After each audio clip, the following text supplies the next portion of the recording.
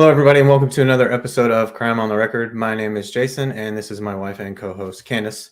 If you're watching this on YouTube, please take a moment and hit the subscribe button, leave a like or a comment, and share the video with others. And if you're listening to us on a podcast, make sure you subscribe there as well. And if you could throw a comment out there, we wouldn't mind that either. Our social media contacts, website, and how to support this podcast will be in the show notes or in the description of the video. Now, babe, for those who are new, you want to tell them a little bit about us? Sure. We're a weekly podcast where we focus on cold cases, unsolved cases, or cases that, kind of have suspicious closure as their reason for closure, like maybe we think the person that was accused didn't do it, something of that nature. Each episode is broken down into two parts. First, we discuss the details of the case and review any documents that pertain to the case. For those listening via podcast, go to cotrpod.com and click the case videos and docs tab. The second part is where we talk about our theories and speculate on what we think might have happened. And sometimes we agree, sometimes not so much. Yeah. Sometimes, we have back and forth banter, but we never make light of the seriousness of the cases. And we certainly don't make fun of victims or families. Mm-hmm. We'd ask that you share this podcast as much as possible because we do want to get cases out to as many people as we can. We hope that by sharing the stories, the victims will receive the justice they deserve. And hopefully families have some kind of closure. Yeah. Now, this week we will be discussing the unsolved murders of Russell and Shirley Dermond.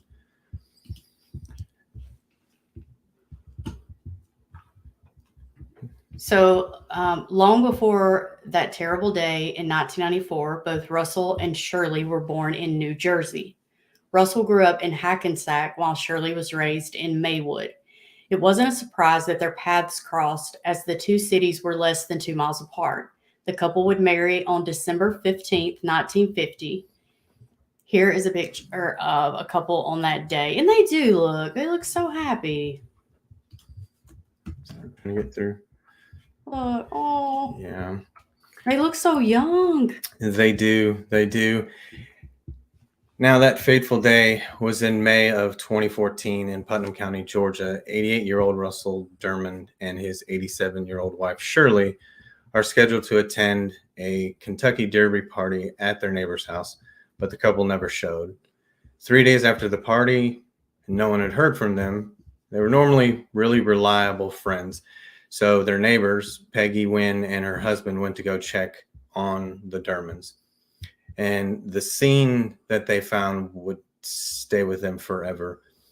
They found their friend Russell lying on the garage floor, and his wife Shirley was nowhere to be found.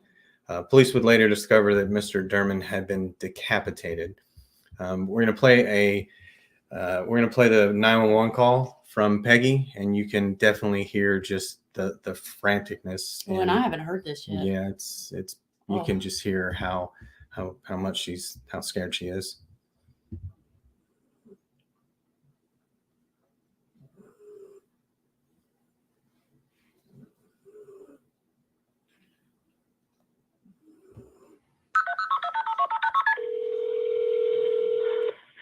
Oh.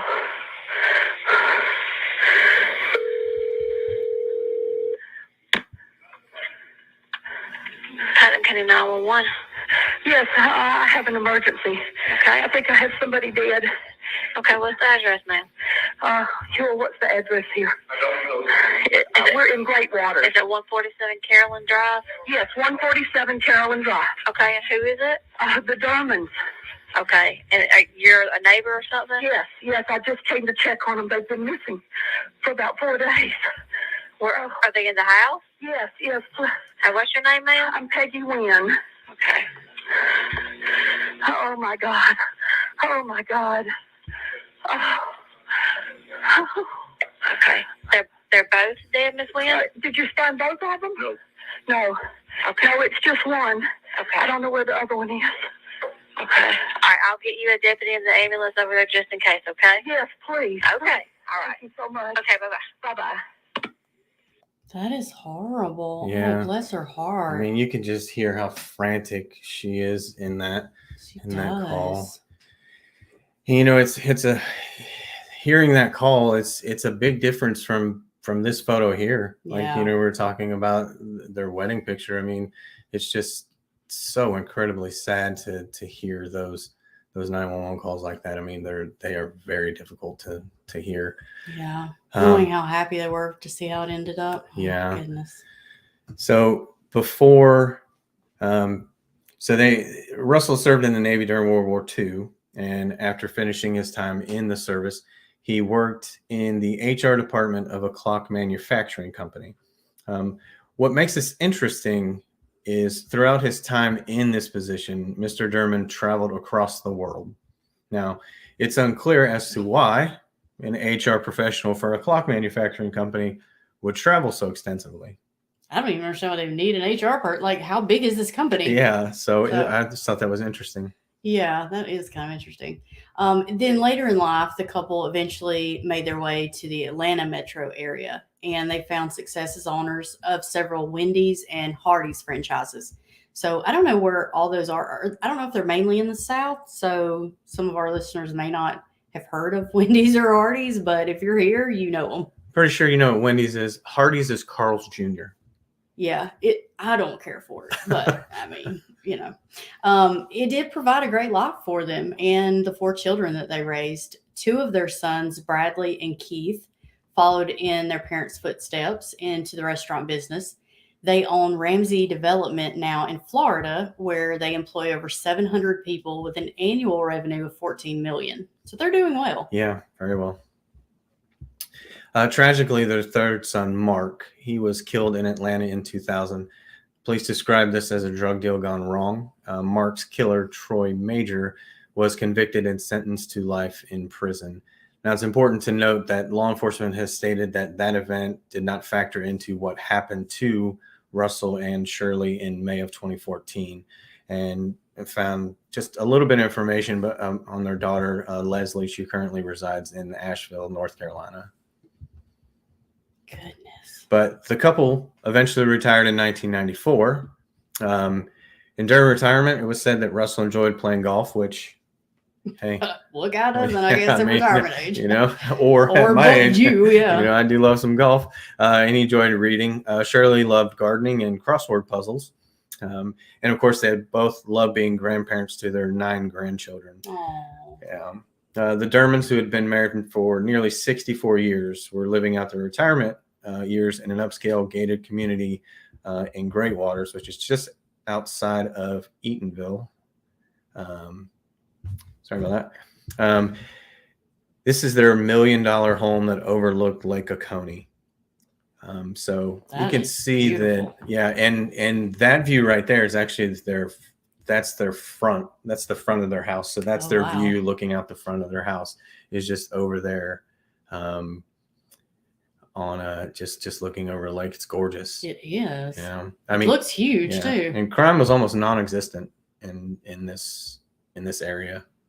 Yeah, I mean, it looks like a perfect neighborhood. Mm-hmm. And that size house for just the 2 of them. I mean, that's like a dream. Yeah, you have room for everything. I mean, yeah. I mean, but think you got. At that time they did out. They had all 4 kids, and the 9 grandchildren. 9 grandchildren, and who doesn't want to go to? Who doesn't want to go to a lake house? Right. Much less, I mean, if you got to go to grandma and grandpa's, why not go to theirs, right? Yeah, it's a gorgeous house. Sadly, the morning of May 6, 2014, the perfect neighborhood facade kind of changed. Yeah. Because that was when their neighbors called 911 after finding Russell's body. As you can imagine, once the call of a homicide went out over the radio, investigators and crime scene techs were pouring over the crime scene. So I'm sure there was tons of people there. Oh, yeah. Investigators were first met with the gruesome scene of Russell's headless body in the garage. That hurts just saying it. It does. Like headless body. An elderly man, who does that? Yeah, he's 88. I can't even imagine. Yeah. So somebody had placed towels around his body, and they think most likely to keep blood from seeping out under the garage door and into the driveway. That was hard to say as well. Wow. Mm. Naturally, the first question investigators had was, why was his head removed? I mean, I think that was kind of the first question I had. Like, why would you do that? And there's some debate. Like, not everybody agrees. Some thought it was taken because Russell was shot, and they wanted to remove the head so that the investigators couldn't use ballistic evidence. I mean, Yeah. I guess that makes sense. Mm-hmm. But other people believe the head was removed and taken as a trophy of sorts, which is unthinkable. Like, how many times are you going to say that's hard to say in right? the same paragraph? Yeah. It's horrible. Yeah. And I remember asking at one point, I was like, what does one do with a head? And you were like, a trophy. That is, oh my gosh. Yeah, it's sickening. To this day, though, Russell's head has never been recovered. Yeah, which I don't know. That's going to be so hard for the family, too. That whole paragraph is just, and you got to think, like, I don't know how much crime is going on in that area and what investigators have seen, but like, if you're new, say you're new to homicide and this is your first homicide scene you're walking into, oh my goodness, decapitated. I mean, I couldn't imagine. No. But while processing the garage, other investigators turned their attention to attempting to locate Shirley Dermond. Which I imagine they were like, where is this woman? Yeah. Because, I mean, in the 911 call, you heard that they couldn't find her either. Yeah. Their friends couldn't find her. So they searched the house, searched the surrounding area. There was no sign of her at all. And, investigators had come to the conclusion, that she had probably been abducted. Yeah, because I guess you wouldn't think at their advanced age that she was the person who did that. Right, yeah. So, but detectives did continue the review of the crime scene, and it wasn't what they found that kind of caught their attention, but really what was the lack of what they didn't find. There was no evidence of any other crime being committed. So no forced entry into the home. Everything was in its place. So there wasn't any kind of signs of struggle or any kind of signs of burglary or anything like that. Which kind of does lend credence to being shot, because otherwise, who doesn't struggle? Yeah. I mean, unless you're shot or incapacitated very quickly. I mean, it makes you wonder, did they know their attackers, or did they just feel so safe they slept with their doors unlocked and somehow were caught by surprise? I mean, no sign of a burglary. Did they maybe interrupt it before it could begin, or were they targeted? I mean, the killer's only there to commit murder, because it kind of makes you wonder. Yeah, and the whole, feeling safe. I mean, it was a gated community as well. Yeah, you're probably thinking, well, we're safe here. Yeah. They probably didn't even think they had to worry. Yeah. Investigators also noticed the absence of what should have been a ton of physical evidence. There was no DNA, no fingerprints, nothing. Other than his decapitated body, Russell had a severe cut on his finger. An investigator found strands of Shirley's hair in Russell's blood, which, what? That's interesting. Yeah. Brad Dermond, one of Russell and Shirley's sons, said, quote, "It would appear that there was a struggle and Dad was trying to be protective of Mom." Oh my goodness. Bless their hearts. At that age, just trying to do whatever you can to save your wife. Oh. So like we said, other than Russell's body, investigators, they found, I guess, I don't know if it's really evidence or not, because it's very strange, but in the garage, there was a lamp that didn't have its lampshade on, and it was on the trunk of a car near his body. So I don't know if that was there so they could, commit the murder in the garage without a lot of light. Which would make you think they committed it at night. Yeah. Because why would you need light? Yeah. And the other thing that they found was the home computer had been manipulated. Not sure if it was for financial gain or information or what. Not sure there, but it was never determined what it was manipulated for. Wow. Yeah, that is really odd. Because, I mean, I don't know. I don't know what I think yet. I don't know. It's wild. So I know, like, several days into the investigation, Shirley is still missing. So they still haven't found her. And without any solid evidence, they really didn't have much to go on. So, as is the case with most investigations, they started with the family. Because, I mean, what else do you do? Yeah, But each of the children were cooperative, and they all passed polygraphs. They were quickly ruled out. I mean, because There was no motive that any of them had. And then to pass your polygraph, I mean, although I would never take a polygraph because I don't, necessarily believe in them. They do tend to rely on them. So, so then detectives began the painstaking work of interviewing everyone who may have had any connection with the Dermonds. They said hundreds of people were interviewed, which is, wow, I don't even know hundreds of people. Yeah, because when we get to the theories and things that we talk about, kind of speculation, like they even went so far as to talking to some of the people that actually worked for them in the restaurant industry. Wow. So just not just the people in their neighborhood or their family, just those people as well. So 20 years of business. Oh my you imagine goodness. how many people were there, but police apparently were no closer than when they first arrived at the crime scene. At that point, they still had no idea. there was nothing. And then sadly, 10 days into the investigation, the search for Shirley ended. Two fishermen made just a horrifying discovery when her body surfaced near a dam in Lake Oconee. That suspects had tied cinder blocks to her feet in an attempt to keep her submerged. But between the decomposition process and May in Georgia, the cinder blocks weren't enough to keep her body hidden under the water. And you can see here on the map that her body was found about 5 miles away from the house. But if you notice, I mean, it is a straight line 5 miles, but if you look at the way that the water runs, it definitely curves. That's definitely not a straight line. No, not at all. Oh my goodness. Yeah, so they do an autopsy and on both Russell and Shirley. The exact cause of death obviously was not able to be determined on Mr. Dermond because, again, he did not have his head. So it was either, I imagine, blunt force trauma or a gunshot of some type. I mean, there were varying opinions. Everybody pretty much agreed that obviously he was killed in the garage.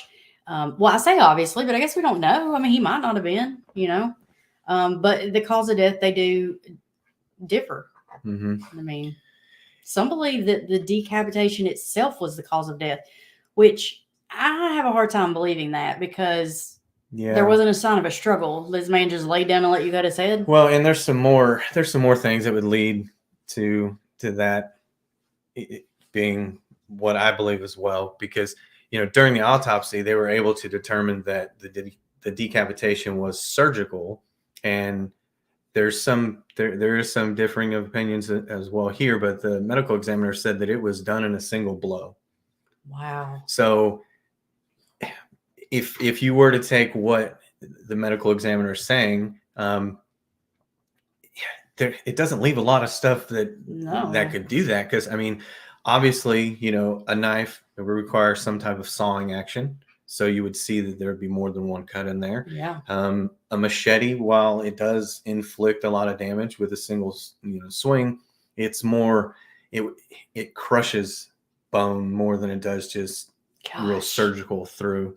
And I mean, some of the stuff, and there are a couple theories that are one of those where it's like, hey, go with me for a second here. Yeah. But even on this, like, the only thing that, if we go with, yes, it was a surgical cut and yes, it was done in a single motion, the only thing that I can think of is like something like a katana blade, because it's the only thing that was the only thing I could think of, because there wasn't any indication that it was like a saw or anything like that, or so.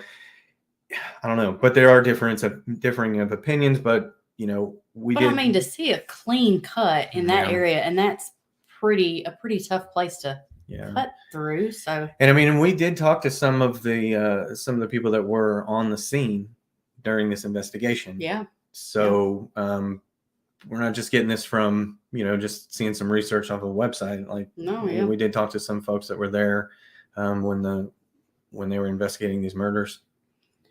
Yeah, I mean, your spinal column too. I mean, like your spinal cord, you would have to cut through that. And I imagine that's very tough as well. Oh my goodness. Yeah. I mean, it's definitely not the norm. I mean, oh my goodness. It's like did ninjas break in? Like, it just is, it's insane. It is very perplexing. Yeah. But again, some people don't believe that he was decapitated as easily. They instead surmise it took more than one strike. But, let's say the ME was wrong saying it only took a single blow. But how would something be characterized as surgical if multiple strikes were needed?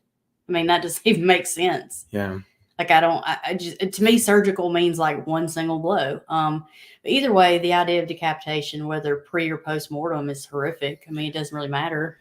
Yeah. And going back to the, how it was done, what I thought about was how difficult it would be to decapitate someone with any kind of weapon. Yeah. But when you add in that saying that, the ME saying was a single surgical strike, I'm thinking it had to be post-mortem because I mean, how do you hold somebody down and have a surgical of anything? Yeah, because they would jump or something. Yeah, regardless of whether it's decapitation or any other, way of murdering someone. Like, there's no way that there's not a struggle there that causes it to show up in an autopsy. I mean, you're talking about a surgical cut in this perfect spot with one swing with somebody who is struggling. So that's what leads me to believe it had to have been post-mortem. Yeah. I mean, oh my gosh. Yeah. Because, I mean, I don't even know what to say. Like, I just can't. It's crazy. And I mean, what's interesting to me is if there was an absence of forensic evidence in the garage, wouldn't this point to him not being killed in the garage? I mean, yeah. I mean, that's the one thing they do agree on. Yeah, is that he was killed in the garage. Yeah. But I mean, whether a bullet to the head or decapitation, they would most certainly lead to some evidence other than the blood pooling around the towels. Well, we will get to that because I don't want to say I'm an expert in blood spatter, but I don't either. I have read a lot, and we'll get to that in just a second. Oh my gosh. Goodness. Okay. I mean, it's easy to understand how that could occur with someone being decapitated. There are various articles that, we've read about blood spurting occurring, and it can be several feet from the body. If Mr. Dermond was decapitated in the garage, wouldn't there be evidence of like the arterial spray? So, I mean, you're going to account for that too. Like, I don't know. The lack of arterial spray, though, could mean he was killed somewhere else, I'm thinking. And then after some time, maybe brought back to the garage where his head was removed then because his heart wouldn't be pumping blood. Yeah. I mean, also, if he was decapitated in the garage and it took more than one blow, wouldn't there be like cast off from the blade being brought back and down again? I mean, because you see that in like every single death you see where someone is striking someone. Yeah. Even if he was shot and the killers waited before they decapitated the body, surely there would still be blood evidence somewhere in the garage. Yeah. And I see we aren't paying too much attention to the comments because we are going to cover those when we get to the theories and such. But what you have on there, baby doll, about the New Jersey Mafia, hold off on that comment right there. We will get to that, I promise. So, like we were talking about with the blood spatter, whether it's a single strike or not, you would think there was something. So, so what I thought of, okay, if the cause of death was gunshot wound, how do you have that and not have something, not have DNA evidence somewhere? Yeah. So I did a lot of reading, a lot more than I wanted to. I know a whole lot more about blood spatter than I ever wanted to. One, that it's not splatter, that it's spatter. Yeah, and I read. It's funny because half the time you hear people say one, half the time you hear them say the other. So I thought they might be two different things, to be honest. Yeah, but no, it's the same thing. Okay. So in this case, a projectile was not recovered from the scene. So that would lead us to believe that the bullet remained in the body. So when a bullet does not penetrate completely through the body, blood would come back towards the shooter, which is known as back spatter.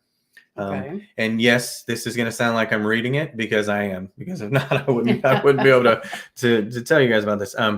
But whereas when a bullet exits a body, it brings with it blood and everything else, and that's known as forward spatter. Now, this diagram here that you're looking at, it shows these patterns, and you can see that the back spatter causes far less blood to scatter than you would see if the bullet went all the way through. So if we based it just off of this diagram, I can see how it's possible for Mr. Dermond to have been shot without a ton of blood spatter in the garage, but maybe not completely absent of evidence. Yeah. So I was like, so how exactly could that happen? So I kept reading, and I found several peer review articles from PhD students and the like talking about this, and it's kind of lead me to believe that, yeah, I think he was shot in the garage. And the reason for that is, obviously the bullet wasn't recovered, so we have back spatter. But it went on to talk about the impact of the caliber size and the velocity speed that would have on, how much spatter there would be. I actually was wondering that. I was like, what if it was like a 22 or something? Yeah. So a small caliber, lower velocity, less damage, which means less spatter. Yeah. And I also read that the position of the victim will also impact the spatter as well. Huh. So whereas somebody's standing in an upright position, there's more back spatter and splash patterns, which is another part of this that I read. It's the blood that lands near the main blood stain. If somebody is in an upright position, the drops that are around the main blood stain would actually be larger than a victim who was laying down. So going off that assumption that he was shot in the garage, I can kind of hypothesize that he was most likely laying down on the floor when he was shot. It was probably a small caliber weapon, lower velocity rate. And Yeah, because gravity itself would keep that back splatter from. Well, yeah, that, and if somebody is standing over him and there is back spatter, there's always a void somewhere. Yeah. So he could, the person that shot him could have caught a lot of that back spatter, and with it being a smaller splash pattern, the way that they took the towels and put it around his body, you could see how it could have, that blood could have been. So the spatter could have just been on the towels? Been on the towels or mixed in with the blood from the decapitation. So if you're wondering, yes, we did leave diagrams out of decapitation. There are things out there. I couldn't find anything that wasn't from an actual crime scene. Oh, yeah. Not this crime scene. We certainly weren't going to show that, and it wouldn't provide any useful information either. No, nobody needs to see all that. We weren't about to show that. Yeah, that's horrible. Yeah. As for Miss Dermond, the autopsy report thankfully was much more conclusive, obviously. It showed she died from blunt force trauma to the head, and she was killed before being submerged in the lake, which I'm sure they were able to see by not having any water in her lungs. It's never been determined exactly where or when she was killed, but law enforcement have theorized that she was killed on the boat and then submerged in the water. And I guess that makes sense if there's not any of her, evidence of her being killed there either. The question here is, where exactly was she dumped in the water? Yeah, because her body was located, like we were talking about 5 miles away from the home near a dam. And this dam is Georgia Power uses it to, they pull water through it to create energy from time to time. And it would cause water to flow in that direction from the home. But based on what we're looking at here, you take into account all the twists and turns that she would have had to make to get there, and being weighed down. That all leads to me thinking that she had to have been close to the dam. Yeah, how would the body even made those sharp turns? It doesn't make any sense. But that would mean the killers would have to have traveled by boat, undetected, for almost 5 miles. Mm-hmm. So they had to not only go by a few neighborhoods, the Lawrence Shoals campground and a public access boat ramp is very close to the dam. That's a lot to have to pass unseen. Yeah, and I could see how through the neighborhoods, with it being dark, maybe you could get that, but it's May, so you think that potentially there's somebody camping at these campgrounds. Yeah, I guess if it was done late at night, though, the chances is goodness gracious, the chances of witnesses would be pretty low. But with the boat ramp that close, they could have easily dumped her body, loaded the boat on the trailer, and then left. They could have hauled boat out of there. So yeah, because that there is a public access boat ramp that's really close right there. So yeah, they could have. So it's been over 8 years since the murders. Law enforcement does continue to investigate, but the case is still unsolved. Putnam County Sheriff Howard Sills, he says that this is the only case he's never closed. But he does think it's solvable. He does say that somebody out there has information. They just need to come forward with it. He says that he does believe the Dermonds were specifically targeted, but as to why, still, it's a mystery. Over the years, there have been some leads that they've followed up on that first appeared to be major, but then turned up to be nothing. There was a tip about a serial killer, Todd Colehep, between 2003 and 2016. He did confess to killing 7 people in South Carolina, but when the sheriff looked into that, he didn't see any link between him and the Dermonds. Yeah. He also followed up on a potential lead all the way from Galveston, Texas, where a murder was occurred and a man was shot and then his head was removed. And in that case, the head of that victim was never found either. But the suspect was eventually caught in Denver, and there was nothing linking him to the Dermonds either. Wow. So they caught that man and he still didn't tell him what he did with the head. No. That's, oh my gosh. No. Wow. Early in the investigation, they had a person of interest. It was someone that was employed by them when they owned the restaurants. Apparently, he was very disgruntled, but they looked into him and found that he was deceased. So obviously, he wasn't there as a ghost. They identified another man, but it was also a dead end. So earlier this year, though, the FBI obtained cell phone records for anyone that was in the area that day. The day that they were murdered. So taking that information, the FBI started running this data through their systems to identify each person, that matches up with those cell phone calls. It's not an exact science, especially when it's from so many years ago, but it's been useful in the past. They've used it. The most notable was using this technology to identify the people that were at the Capitol on January 6th. And Sheriff Sills said the FBI is still in the process of analyzing the data. I just find it's kind of interesting how they can get that information from so long ago. Yeah. Like how long are those records must be held for quite a while. Yeah. It's been almost a decade, and they just started doing this back in September of this year. Golly. So they're, like I said, they're still working on it. How many people were in that area? It could have been a ton. Yeah. You got to think, again, it's Georgia. It's in May. Yeah. Think all the people that are on that lake. Whether they're out there, swimming or fishing or what. There's and they a lot of don't people. know the exact time of death, so they probably had to go from a pretty big timeline. Yeah, because it was a matter of the time of death could have been within a range of like 3 days from the time he was seen. That's a lot of cell phone records. Yeah.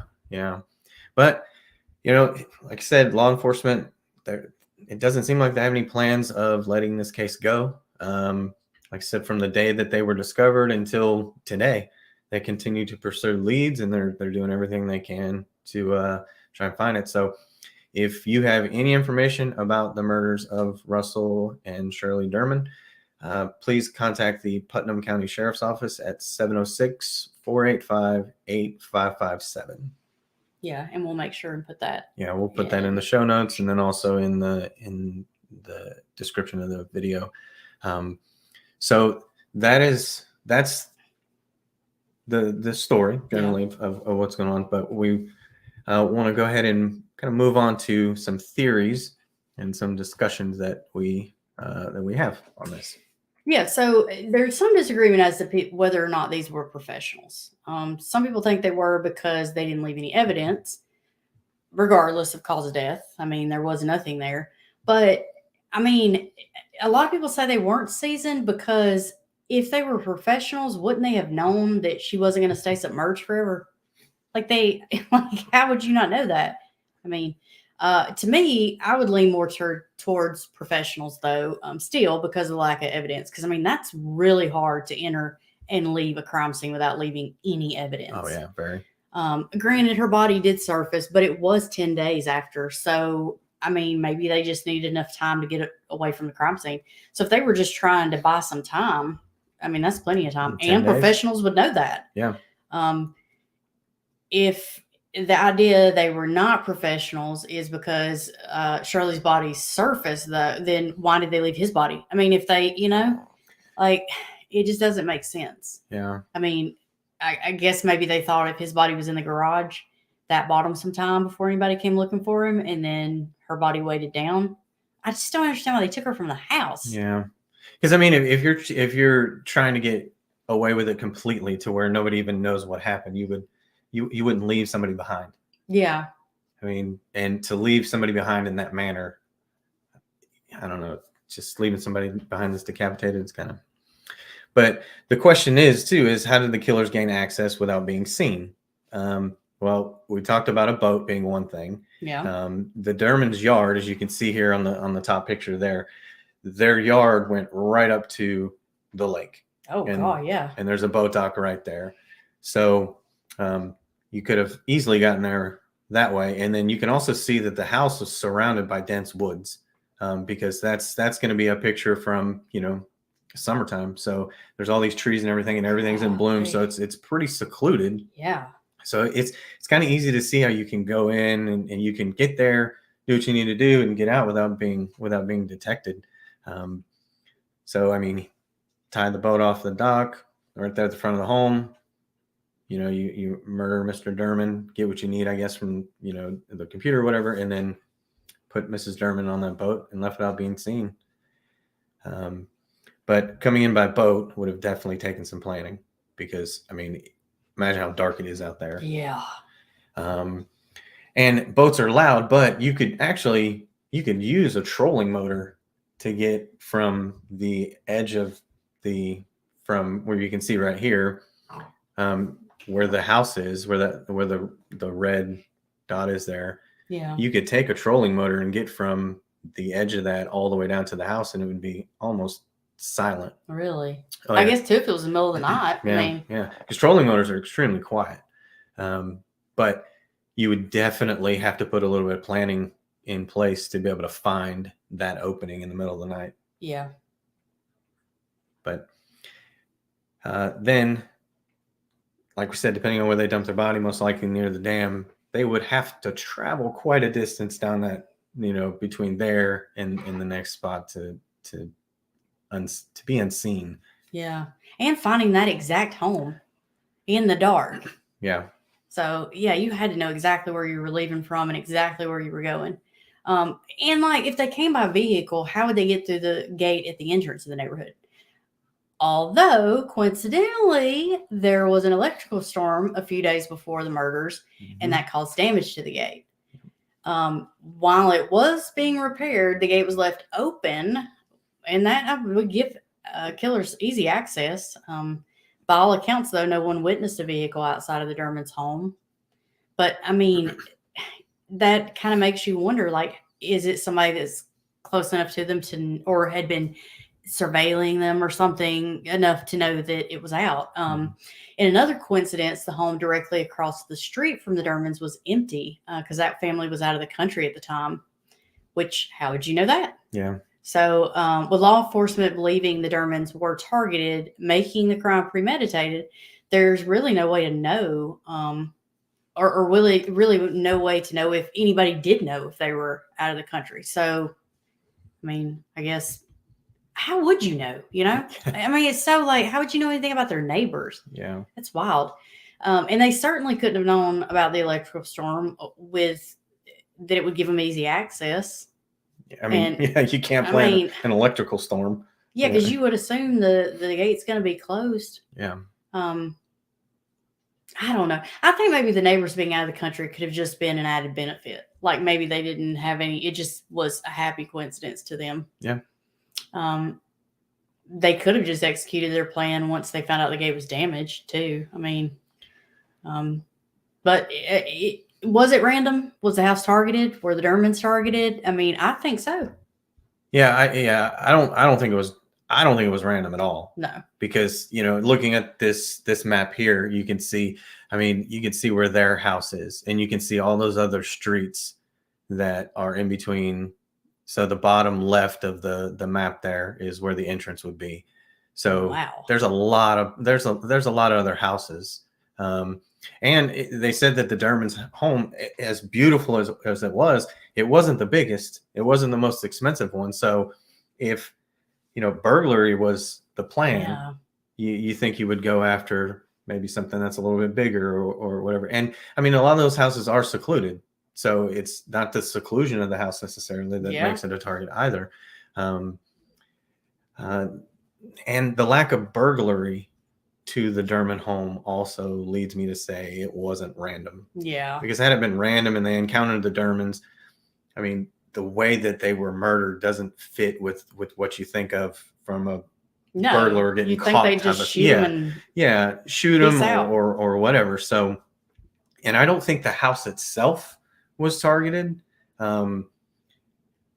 because it's more that the Dermonds were targeted specifically. Yes, the computer was manipulated, but why go to the extra step of murdering the extra couple if you're just there to steal a computer? But a computer is only worth as much as the information that's on it. Yeah. So just because I have a computer in my house doesn't mean I have anything worth stealing. So that's why I think they were targeted, and maybe that computer was targeted. And the whole, if they were killed as to leave no witnesses, why murder them in such a gruesome manner?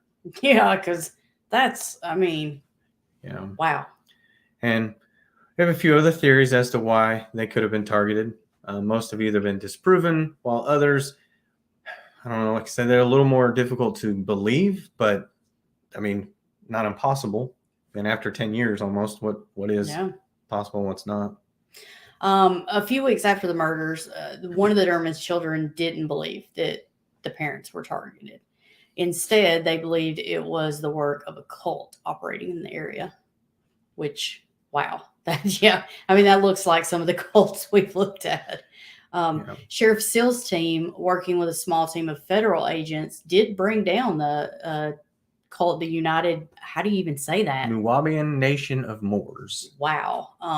And specifically its leader, Dwight York. But they looked into this theory and it was determined the cult wasn't involved. So, they were murdered in 2014. The cult was prosecuted, with York receiving 135 years in prison 10 years earlier. Yeah. So, and what's crazy is when you look at those pyramids, like they actually built those pyramids in Eatonville, Georgia. That's nuts. I mean, could you imagine just driving through a little small town in Georgia and all of a sudden you just look over, you see these pyramids just in the middle of some random neighborhood? No, that's nuts. Yeah. Also, the disgruntled employee theory could have been promising, except the Dermonds retired in 94. So, really? Like somebody waits that long to exact their revenge? Yeah. Not to mention, one of the two people they looked into died before they were even killed. So, one of them was deceased. The other person was cleared. But even if he wasn't, 20 plus years, come on.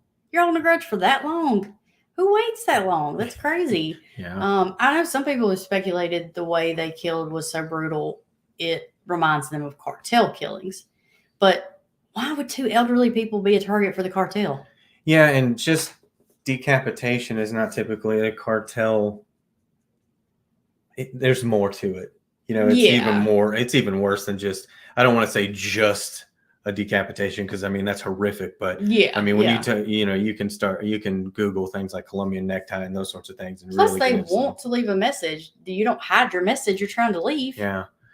So we're at the part where I said earlier, I'm going to say, but stay with me for a second, because kind of one last theory that I have, like I said, it might sound crazy, but go with me for a second, is we think back to Russell's career prior to his time as a franchise owner of restaurants. Mm-hmm. He was an HR rep for a clock manufacturing company. I already know where this is going, because it's crazy. But an HR rep traveling all over the world. I work for a bank, and our HR reps didn't travel all over the world. They barely traveled all over the building that they worked in. Yeah. When you think clock manufacturer, you don't think like worldly. No, no. You're like, oh my God, I bet they're jet setting all over the world. Right. So, and I know it sounds crazy, but we are in the speculation portion of the podcast. So, Could it have been a backstory Yeah. for something that he was involved in one of the 3-letter government agencies? Yeah, for sure. I mean, because think about it. It sounds okay. This is a crazy theory, but people work for the CIA. Yeah. All day, every day, and they don't talk about the stuff they work on, so they're giving, and they're not supposed to be doing anything on domestic soil anyway, usually. So you would be traveling the world to do stuff. Yeah, and I kind of go back to his computer being manipulated. And like I said, a computer is only as good as the information on it from the person who has information to put on it. So was there something that he still had after all those years? Yes, it had been a long time, but was there something on that computer that they wanted? I mean, it does sound like an outlandish theory, but we're getting to these murders being a decade old. So, I mean, we kind of got to think of everything. And like somebody had commented earlier about the New Jersey Mafia. I mean, when I think of how they tried to, prevent Shirley's body from being found.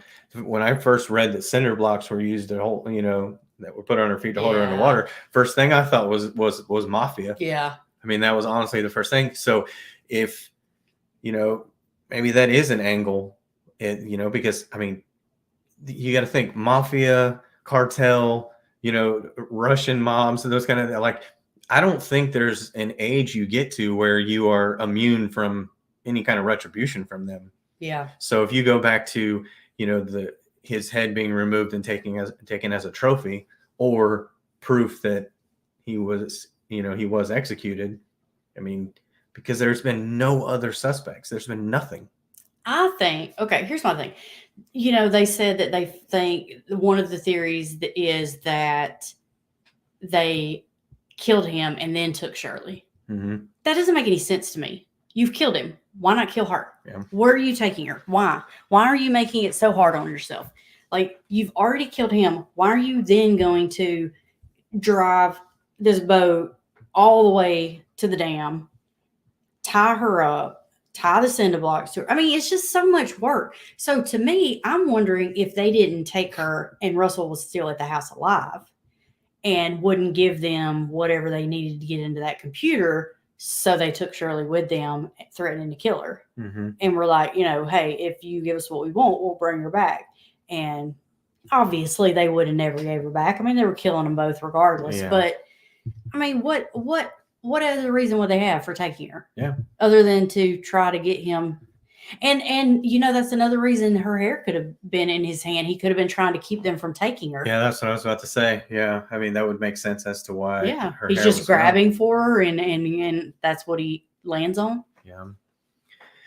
So one last thing that's kind of puzzling to us is, and I'm going to try and find, so we talked about Sheriff Sills saying he is committed to solving these murders.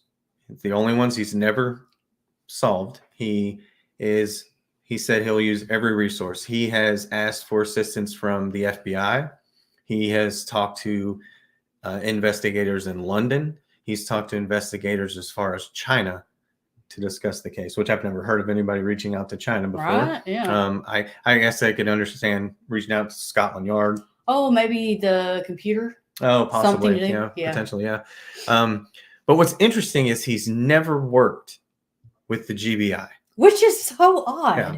So I read in some things and you can see the what I think are the three faces of Howard Sills. So as we know, the sheriff is an elected position. And I think that you see his tough on crime face there with the cigar and everything. And then his, hey, I'm running for office, vote for me face in the top right. And then at the bottom right, I don't know when that picture was taken, but to me, that's like oh my God, we still haven't solved this case. Right. Kind of look. But, when I was reading about it and, they asked him why he's never and we're not talking just this case, he's never worked with the GBI. That doesn't make any sense. Never. And when they asked him, he said, I've never asked the GBI to assist me in any investigation.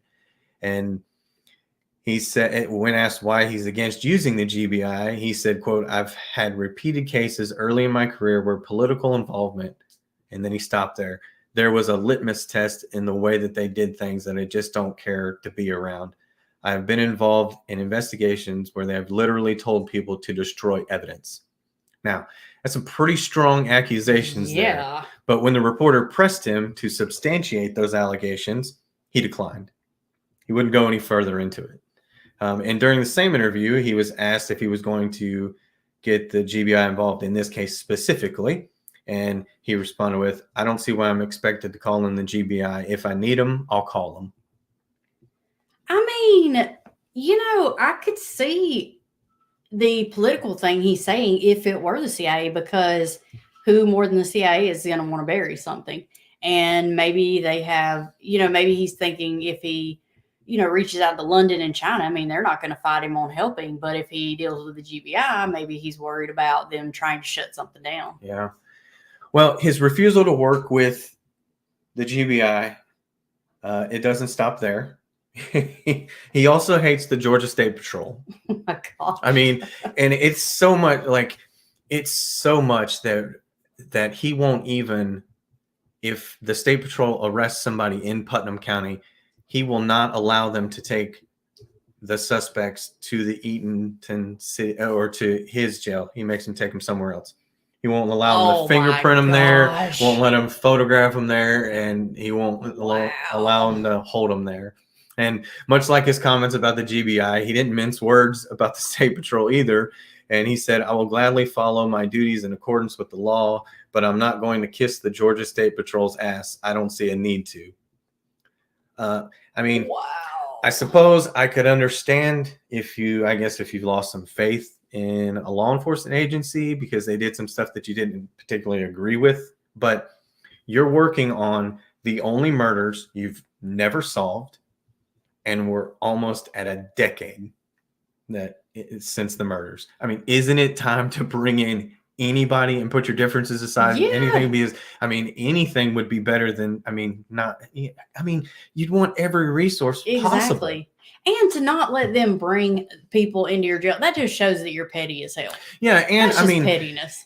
You know, and most of the time I don't really like to talk bad about law enforcement, but I mean, the dude sounds like a dick. I mean, really, because like, how is that kissing their ass? Like why would you not let them bring them to your jail? That is so petty. Yeah. So you're so concerned about your legacy of making sure that you solved every case, but yet you won't bring in resources from inside your own state. All right. And then, you know, and when I was reading that, I was like, all right. So maybe he doesn't trust them. But when I read that part about won't even let the State Patrol fingerprint or take pictures of suspects that the State Patrol has arrested. I mean, that's just pettiness. That's some ridiculous stuff there. Yeah. But that is everything we have right now for this case. We'll certainly keep following it. If there are any breaks, we'll be sure to bring it to you as we find out.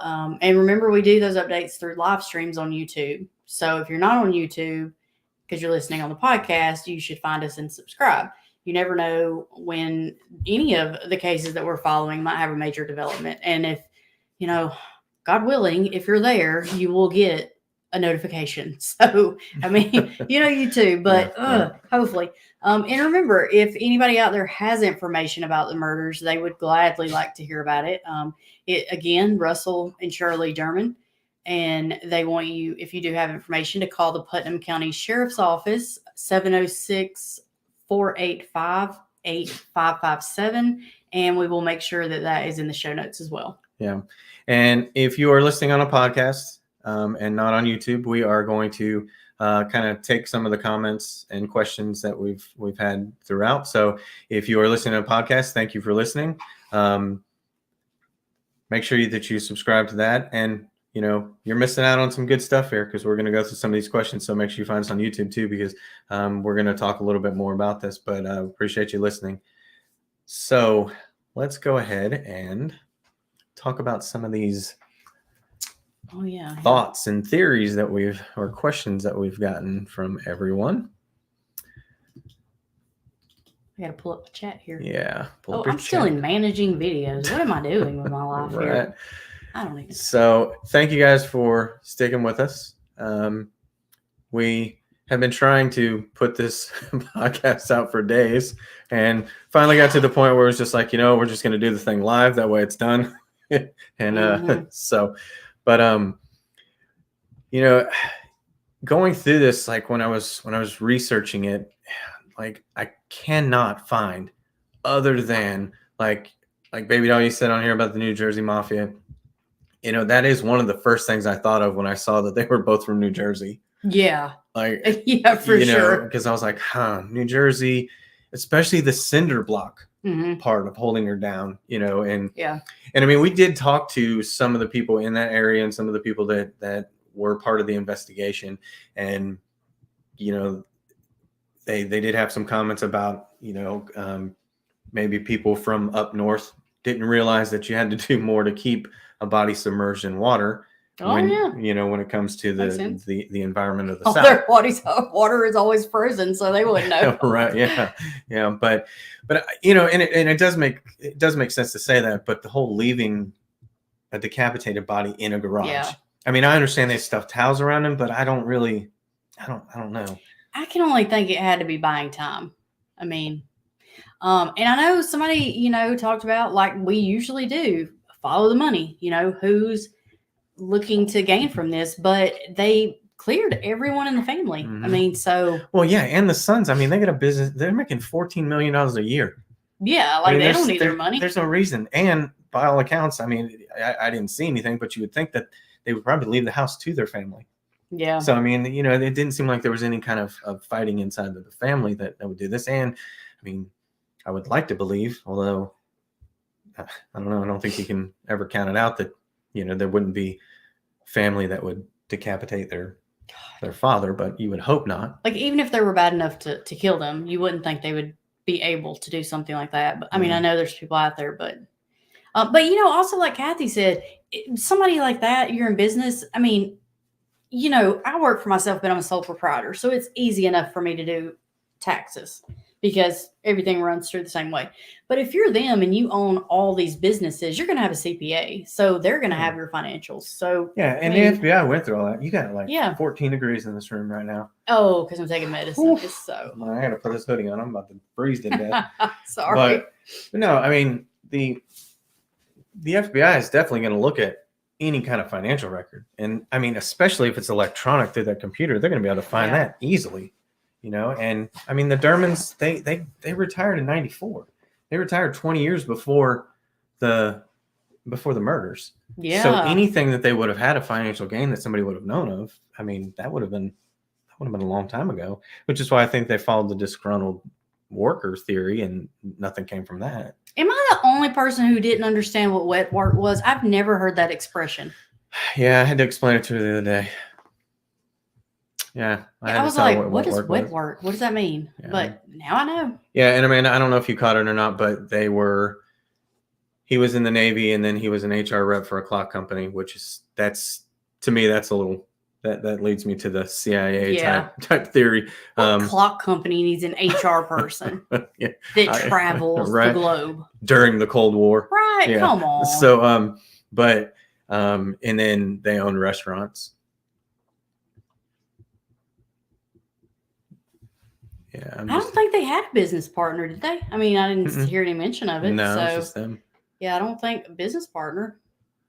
Yeah, and I'm with you, Mystic. I don't believe in coincidences either, especially when they start to rack up like this. Yeah. There's so many. Like, there was no burglary. There was plenty of, if there was burglary that they were going to do, there was plenty of other houses to do. There was no signs of a struggle. There was nothing even taken from the house other than, and I mean, even the computer that they manipulated to get into it, they still left it there. So it's not even like they took the computer. It's like they got what they needed off of it, and that was it. And I just saw where Journey said something about the gunshot residue. We must have left that out of there, because when we talked, they talked to the person. They did talk about that, didn't they? Finding the gunshot residue on the collar. Yeah, they found some gunshot residue on his collar. Yeah, I don't think we had that in there though. No, but yeah, sure didn't. I mean, I guess that kind of, for me, tells me they shot him and they weren't leaving any evidence. But again, who leaves no evidence? I mean, that sounds like a cleanup crew to me. Or who leaves enough evidence Well, who leaves enough stuff there to prove that something gruesome and something horrific has happened, but leaves no evidence so that they're caught? Yeah. Yeah. And the gunshot residue came from the people I was talking to and not from researching on the internet. That's why I forgot to put it in there. But yeah, they did say they found some gunshot residue on his collar. Yeah. It's just, I can't even. And elderly people, who does that? I mean, who even wants to kill elderly people at all? I mean, And then to do it like that, I mean, to decapitate this man and then put him through watching you do whatever they did to his wife and then take her. mm-hmm. God, like, you got to be cold-hearted right there. Yeah, and yeah, you're welcome, Elizabeth. We actually, this case was brought up to us by, was it Dana? Mm-hmm. Somebody brought this and asked us to look into it because, I mean, I would say I'd never heard of this, but that's pretty much everything we do. So there's a lot of stuff I haven't heard of, but yeah, I mean, I don't know, it's solvable, but not. Because, I mean, if it truly is, if we're truly talking about CIA stuff, nobody's coming forward. And anybody that's going to potentially come forward is going to be, handled. So, I mean, I don't think the cell phone evidence is going to bust anybody out from CIA. There ain't going to be any trail. No. So, I mean, another thing that as we're sitting here talking, I was thinking is, what if they were in WITSEC? But what would you like? Why would you murder him in that manner?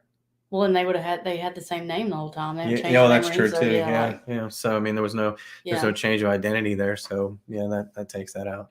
It's just to kill them in such a gruesome way. It's either like sending a message or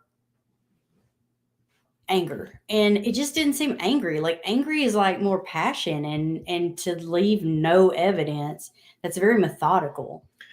Yeah, because I mean, if you were angry, you would think it would both be blunt force trauma. Yeah. It would be right there. It wouldn't be, it wouldn't be anywhere else. And I mean, the interesting thing to me too is the surgical part that the ME keeps saying about the decapitation. Yeah. How it was surgical. And I mean, I know, I would say we're talking about crazy theories or whatever with the CIA, but at the same time, like when I think about it being like a katana blade, that's the only thing I can think of that's sharp enough to make that. Yeah. Short of bringing in a guillotine, like that's the only thing I think that's sharp enough to go through. Because I did read on that as well. And the search history on our computer now is it's been like that on mine. Yeah, but it's really bad now because I was looking up, what weapon could decapitate a human being in one strike? Oh my gosh! So you Google stuff like that. I'm surprised the FBI is not at the house. But I mean, if either of us come up dead, the other one's definitely going to jail. Like, we're definitely going to prison forever. We do look at some crazy stuff on here, but that's the only kind of weapon I could think that would cause that. Well, and the thing is too, like, if they're trying to get information that he possibly had stored on a computer, I don't imagine it would be actually the CIA coming for it. You would think it would be whoever he had information on. So, I mean, I'm not trying to stereotype or anything, but if it was somebody from overseas, I mean, a katana might be something they're more familiar with. Yeah, potentially. Who knows? Why? Maybe that's why they reached out to China. Yeah. I mean, it's just there's not enough. I mean, there's not enough that makes sense. Yeah. For the things that would seem normally kind of crazy, that seems more like what it could be than anything else that's a normal type of murder. Yeah. I mean, there's no evidence of anything. A surgical cut, even if it wasn't one strike, it's still surgical. Yeah. Yeah, absolutely. So, I mean, you're going to tell me that you're going to hit the same spot exactly multiple times. There's no, there's no DNA evidence. There's no cast off. There's no anything in the garage. Yeah, I mean, I don't know. I mean, because it does seem like they took the head to keep from them finding out. Yeah. What was used. Mm-hmm. But then I don't know if you plan. Like, did you already plan on doing that? Because who just has a katana with them? You know, like Well, and that doesn't make that's sense either. and that's the thing. That's why I'm saying it's definitely premeditated, because if you come in by boat, if anybody, I mean, most of the people that are subscribers on here that are on our lives most of the time are from the South, so you guys know how dark it is when in the middle of a lake or something. So if you're going by boat, you have marked that inlet somehow, Yeah. so that you know where you're going. And like you said, Elizabeth, they definitely knew what they were doing for sure, because I mean, between how they got in, how they got out, no DNA evidence whatsoever left behind. I mean, that screams professional. You're making this very hard, dog. Like he wants up here, but he doesn't want to let you pick him up. Come here. It's our nightly interruption. So. Oh, he's so ridiculous. Okay, I got you. Yeah, I mean, that's a good point, Kathy. Decapitation does seem like a warning, especially when you're talking about, elderly people. That's not a way that you think of. Yeah, no. Killing somebody. I mean, that's a message, especially in a small town, like in a small town, a gated community, $1 million homes, and all of a sudden you find somebody that's decapitated in their garage. Like if that doesn't say something to everybody else around there. Yeah. I mean, can you imagine being that poor woman that called 911? Oh my gosh. Bless her heart. I really hope they didn't go in far enough to see any of it. It didn't sound like she did. Yeah, it really didn't. So it sounded like to me that she was kind of on the outside.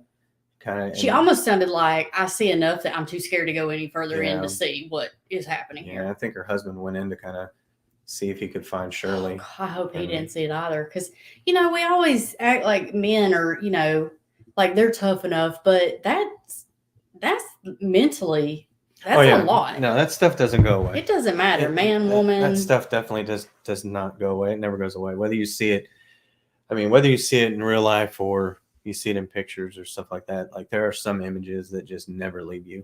And that is a decapitated human being is one of them for sure. I'm so glad I've never seen that. I can't imagine.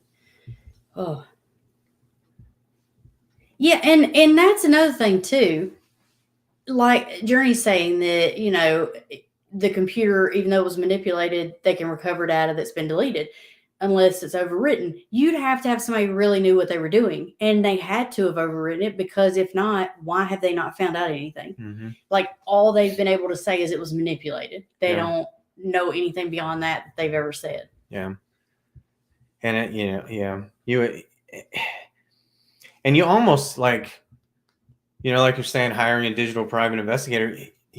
If you have somebody that's smart enough to get to, because they didn't take the computer, they just took what was on it, or maybe they potentially could have verified that what they were looking for wasn't on it. Yeah. But somebody that has, that has knowledge of that, they would be able to go in and see what files were looked at. But I don't know where the computer's at. I don't know if they took it as evidence, and I'm sure they did. Yeah, and I don't know if old Sills is gonna hand over some evidence to somebody else that it's too much. He's got quite the reputation there, from what I understand. But it's an elected position, so why do they keep voting him in?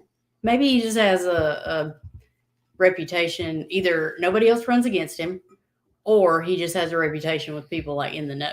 I'm not sure. I don't know. I question the whole. I mean, I get if he's been in law enforcement for decades. Yeah. And he talks about the GBI doing things that he didn't agree with when he was in law enforcement earlier. Like, still, you're still holding this. You're still holding this. I mean, you've got the only murder. You would think that a guy who is so just says that about the GBI and why am I going to kiss the Georgia State Patrol's ass? You think somebody like that has that kind of ego would want to do anything to make sure that his solve rate is 100%. Yeah. Before he retires, that way his legacy is I solved every case I ever worked on. They need Joe Kenda, because I bet he could just come in there and solve it by tomorrow. He'd be like, "This is what happened exactly." No, they need what is it? Jack Ryan? Is that what it is from Tom Clancy? Yeah. They need somebody from a government agency like that to come in and tell us what really happened. I mean, I don't know. It's so, and I feel bad for the family too. Yeah. Because I mean, it's bad enough for a family member to be murdered, but then in that manner. Yeah, because when somebody dies, it takes a little bit of time before you go from being able to think about them and always crying and being able to think back on them and smile and be happy and laugh and stuff. But for such a brutal mental picture to be in your head, that's going to take like it probably forever. The first thought that comes to their mind when they think of their loved one is going to be that. Yeah. Before anything else. Yeah. That's horrible. And I mean, it takes a certain type of person to kill somebody else. Just if we're talking premeditated murder. I mean, there are other situations where somebody can kill somebody else and it's whatever, whether it be conflict or second degree or anger with somebody. But it takes a sick individual for first degree premeditated murder. Yeah. But then you're talking about decapitating an 88-year-old man and then bludgeoning to death and submerging an 87-year-old woman. I mean, that is a level of sickness, or I don't want to use the word, and I hope you understand what I mean when I say this, a certain level of professionalism. Yeah, no. You know, when you go about doing something like that, it's people that have done wet work for a long time. Yeah. To be able to do They're something. just desensitized. Yeah, to be able to do something like that. That is, I mean, it's horrific. I've seen videos of decapitations when like terrorists do it, and I mean, just I don't know how anybody can do that to another human being. It's terrible. It is unreal, the stuff people do to one another. Yeah, so but to that level, that's not even just your average criminal.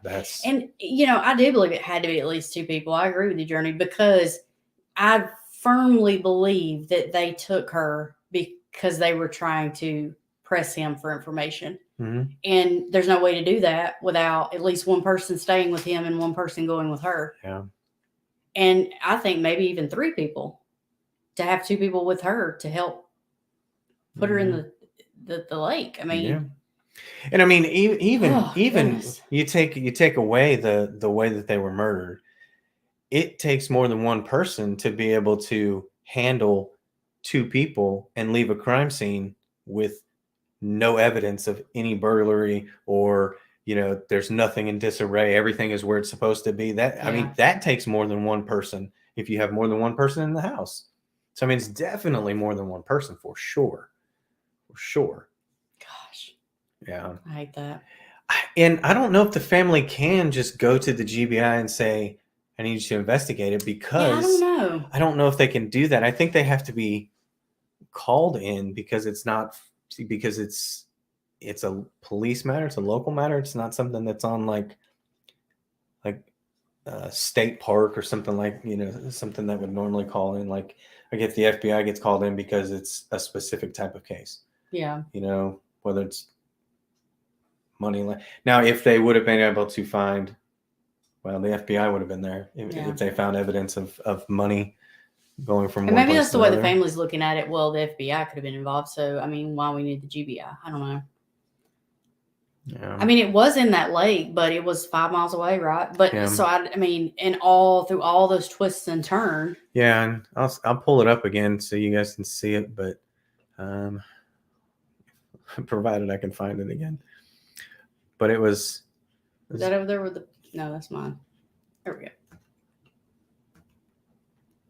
But give me just a second. I'll pull it up again for you guys. But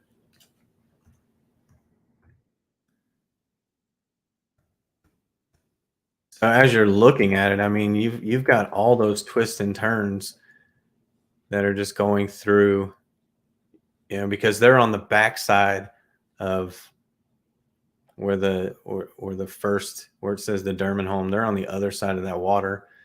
So it would have to go, to the right, back down, and then to the left, and then take a sharp turn back. If we're Yeah. looking at this, if it's, if north, south, east, west, you're going back northeast, and then you're taking another sharp turn. I mean, and it's not like it's a river where the water's flowing. Yes, when the dam is pulling water through, it does tend to go that way, but it's still a lake. It's not really a river, so there's not a natural current that's going that way. Yeah. They had to have just dumped her right there by the dam, and you would think that that's probably one of the deepest parts of the lake, because as you would imagine, as the water gets closer to the dam, it builds up right there. So, I mean, it would make sense that would be the place where they would dump her. It does make you think they were just trying to buy time, because it's not like they weren't going to find his body. Well, They knew somebody was going to find the body. Yeah, they knew eventually somebody was going to find it. So, I mean, but here's what is kind of. I think it probably, and that's another reason I think they took her for that, and maybe she started screaming or started whatever, and they had to kill her, because they didn't also shoot her. They didn't carry her back to the house. It makes you think they didn't intend to kill her that way. But then again, why would they have cinder blocks?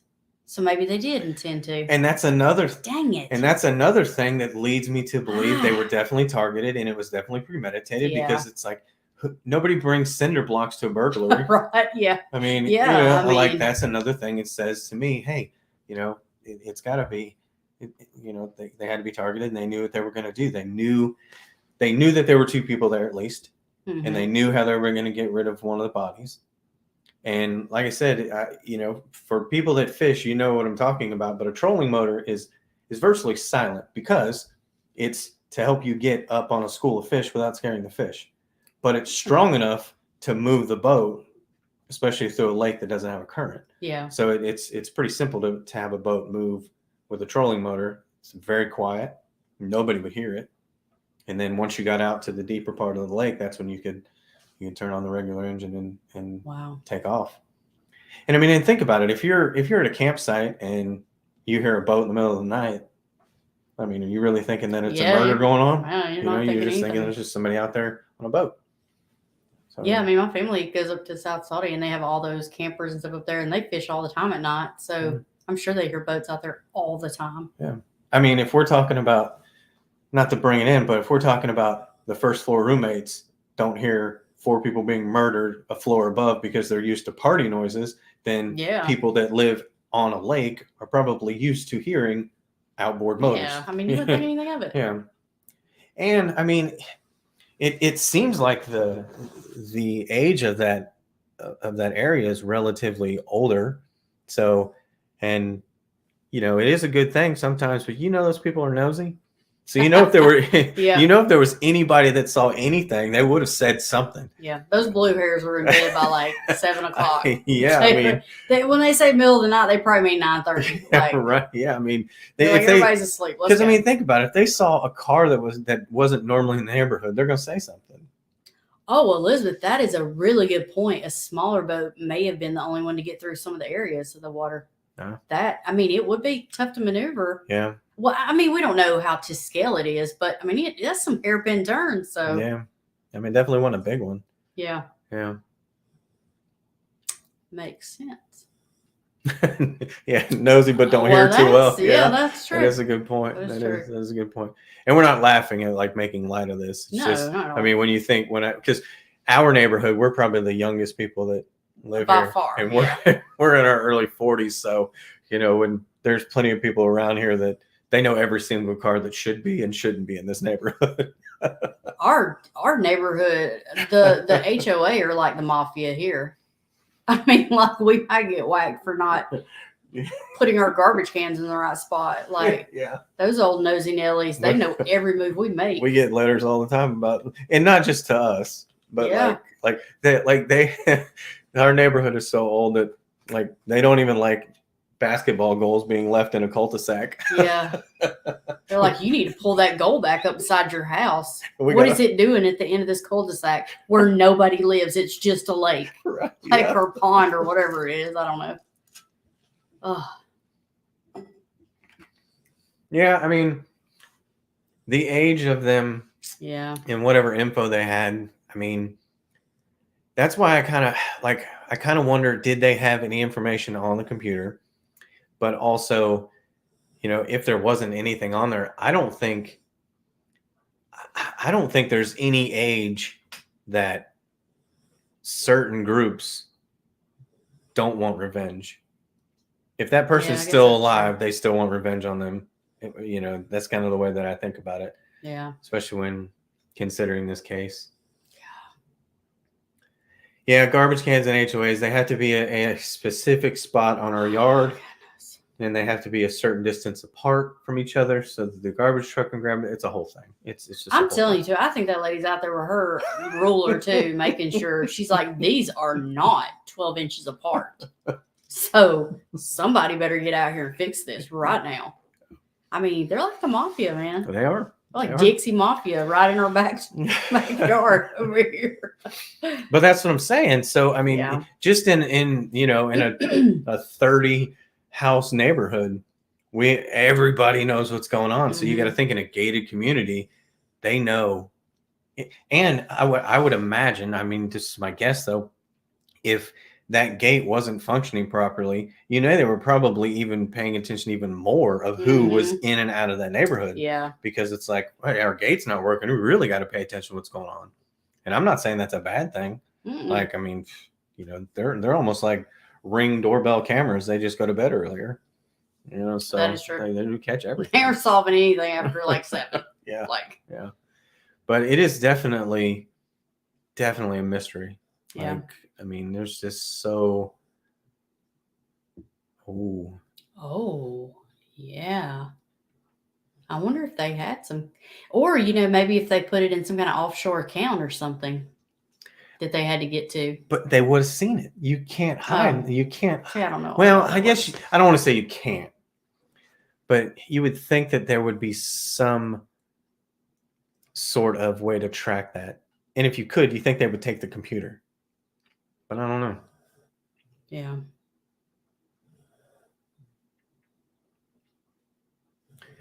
Yeah, Mystic, that's a good point.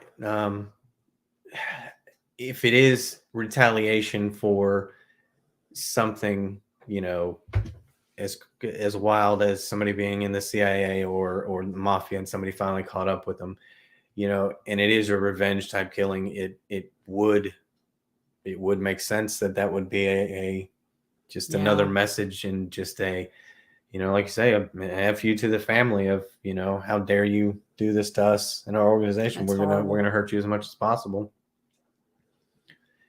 I mean, uncut diamonds, gold, all that stuff. I mean, that is things that people keep. And I mean, I wouldn't think that law enforcement would know if that was there to be stolen. I mean, they wouldn't have any clue. If they did have something like that there, they would just kind of be like, yeah, I guess nothing was taken. Wow. Yeah. So any other theories or thoughts or anything before we shut this down for tonight? Because I don't have any. No, I don't have any either. Oh my goodness. And it's 10:15 and we have not eaten dinner. Yeah, you're right. Yeah. I mean, if I mean, if you're in that type of secret job, your kids don't know. And if they do, you're not very good at your job. Right. So, yeah. Yeah. Yep. You're welcome. We are working on Sierra Breland. I don't think there's a mystery to that, but we're gonna have that ready for next week. So, if you guys have any more theories, comments, or anything, just continue to put a comment out there. But we appreciate you listening, appreciate the comments, and everything else you guys do. Thanks for everything. We will see you real soon. Have a good night.